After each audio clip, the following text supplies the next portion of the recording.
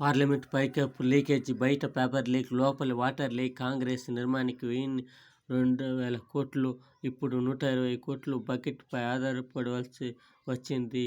ఆప్ పైకప్పు, గ్లాస్ డోములు ఏర్పాటు చేసిన పట్టీలో పదులుగా ఉండటంతో కొత్త పార్లమెంట్ భవన్ మకరం ద్వారా స్వల్పంగా నీరు లీక్ అయింది. ఈ జనాలు పార్లమెంటు ఎంపీలైపోతే వాళ్ళు రాజులు, అన్ని రాజులు